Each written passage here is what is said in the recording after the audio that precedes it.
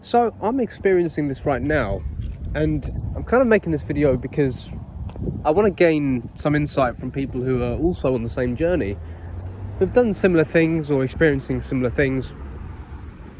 And that is, upon being in a state of meditation and undeterred observation, something interesting happens.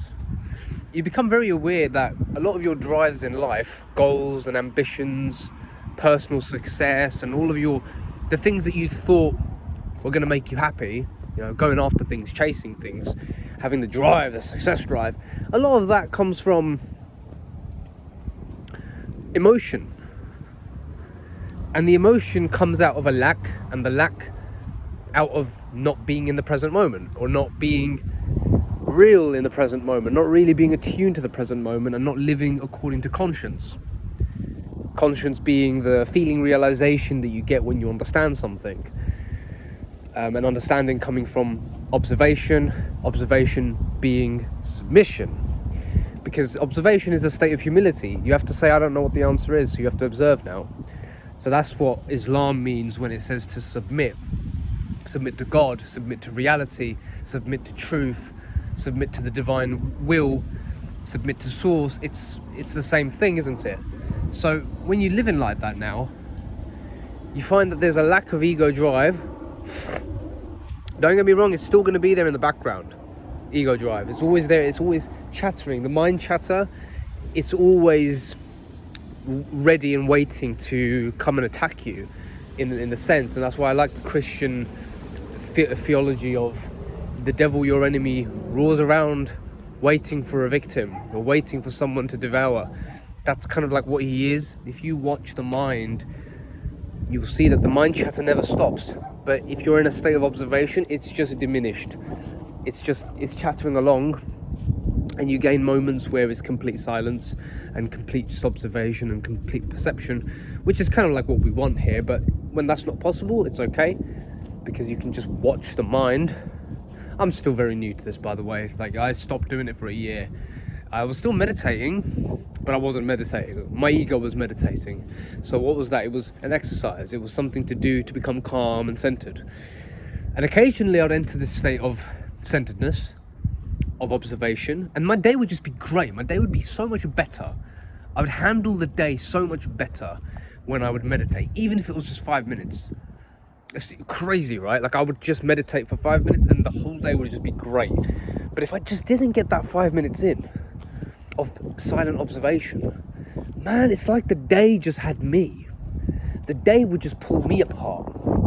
My emotional reactions to things, my own thoughts, ideas, delusions, all of this stuff would just be crazy. The monkey mind. The monkey mind would just tear me apart. So I don't really think you can ever truly extinguish the monkey mind, but I do think you can lessen your dependence on it. If you lessen your dependence on the monkey mind, then you will experience that peace that we're all looking for. But I want to know what we do now, because it's a new way of living, a way of living that is very Christ-like, very much like the prophets. I don't want to big me up, because that's another ego drive thing, but praise where praise is due is important.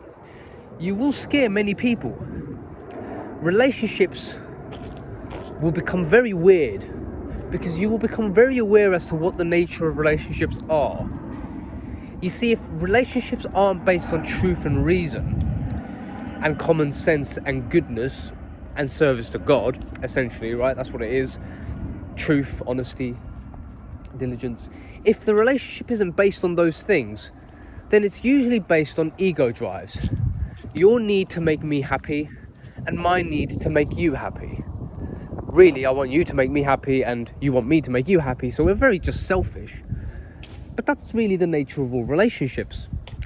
And pleasure and pain, it's a high and then a low.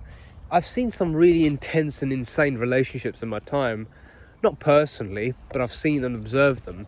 And even when I've gotten close to having a relationship with a woman, if it wasn't based on truth and reason, I walked away from it. Do I believe that you can have a relationship with a female based on truth and reason? I absolutely think you can. I 100% think you can. I just think you have to look, and you'll have to go through life, and you might get older, and if you are on this path of truth and reason, then if it comes your way, then that's great, because you are going to be adding a benefit to this person's life by being the person that you are. Essentially, you will bless the person through your spiritual practice, and you will make them better. This is the thing, right? Because you're making yourself better, not just feeling better, but making yourself a better person.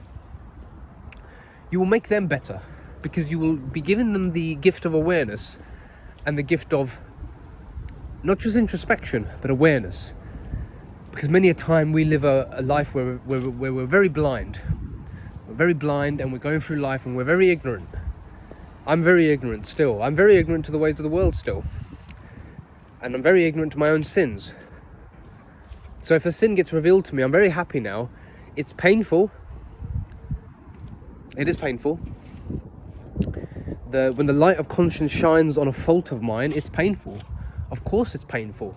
But I'd rather that pain in the moment, because at least I'll learn from it, and I will be a better person from having gone and experienced it. So I want to kind of reiterate that own lesson to myself of pain. It's sometimes good. Pain can be sometimes very good for you, so don't shy away from it, especially when the light of truth shines on a fault of yours. You only will know if it's true when you're standing in that state of observation and patience and undeterred observation. But here's the thing now, what do we do? Because ambition kind of goes out the window. You don't do things out of ambition anymore. You do things because it's right to do them. Right? You do them because it's right to do them. Ambition isn't right to do. Ambition is something it's a false god that we set for ourselves. Okay, I can think of many that I've set for myself in my life: chasing women, fighting, even what I'm doing now. I mean, they're not going to stop, right? I don't think these things will ever stop. I'm going to continue to fight, in the sense I'm going to continue to train, but I'm not going to train for the reasons I trained before. Before, I was training out of fear. I was training out of fear. I was training out of hostility. I was training to be strong because there might be someone who will beat me up, or someone or another man out there who could kill me, so I must be better than him in combat. But if I reverse it, fighting has made me more meditative, more still, more patient, and more kinder and gentle, because I now am aware of the strength and the capacity of my own body and my own ability to fight. There's a benefit which goes way beyond the first benefit that I had, which was based and rooted in fear and hostility.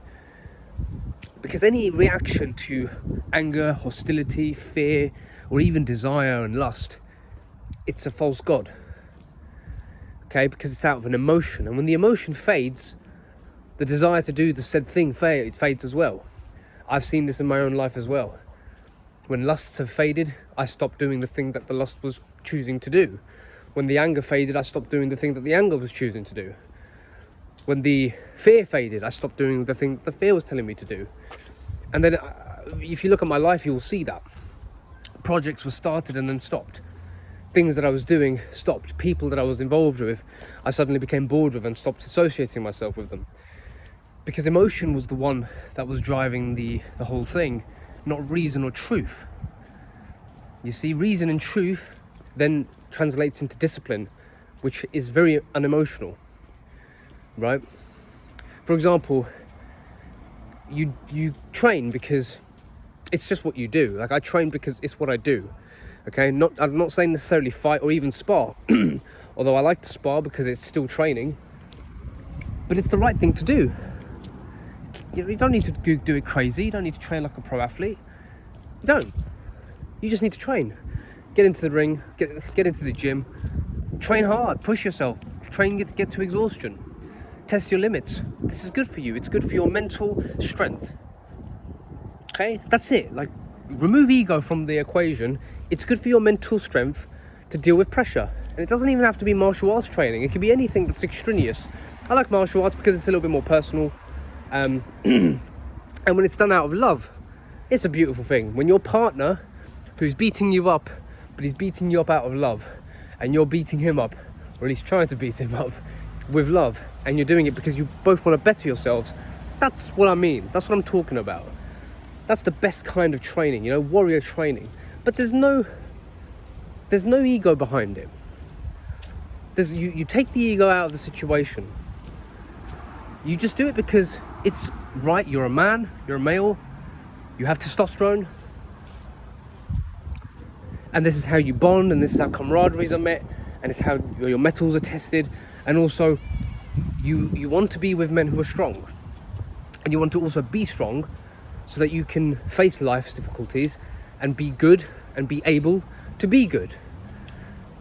It's rooted in truth as opposed to ego and personal ambition. It's rooted in a higher truth, in a truth that goes beyond just a selfish ambition or drive to achieve something for my own base needs. It goes way beyond that. What else can I say? I can use the word of marriage as well. Marriage, why would you marry someone out of truth as opposed to just desire for their body or their looks or whatever? Or even just because you want to get married because you think it's what you should do, as opposed to being the right thing to do. Okay? Well, because number one, it's good for society. Okay, now you might say, well, that's too detached from me, I don't care about society. Okay, but that's selfishness. That's selfishness, because you are a part of society. You are an individual, and an individual is what makes a society.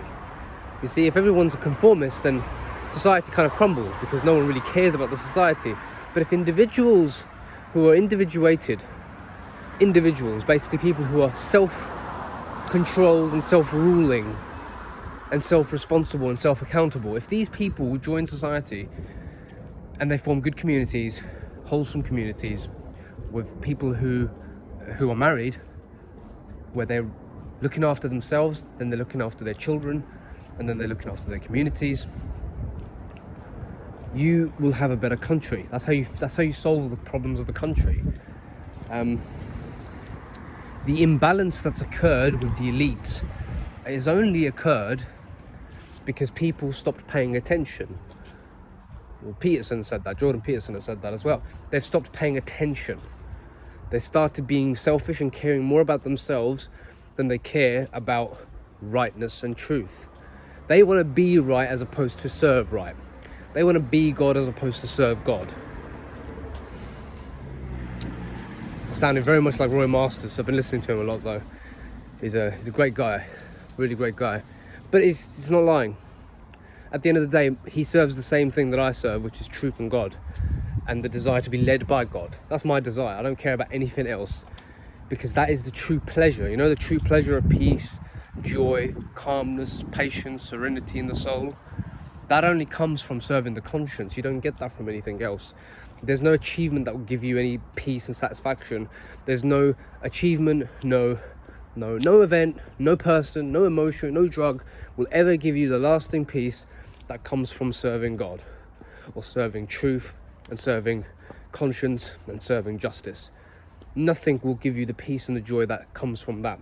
The peace that surpasses all understanding, as the Bible says. Nothing will surpass that. There is no joy that you will ever experience, no love that you will ever experience. And I've experienced it. I've experienced it. So I'm a living testimony to you, to show you that I've experienced that peace, that joy, that love, that kindness, that compassion, that mercy that comes from serving the divine. And you might say, well, it's made up. It's not made up. It's not made up. I've experienced it. All right.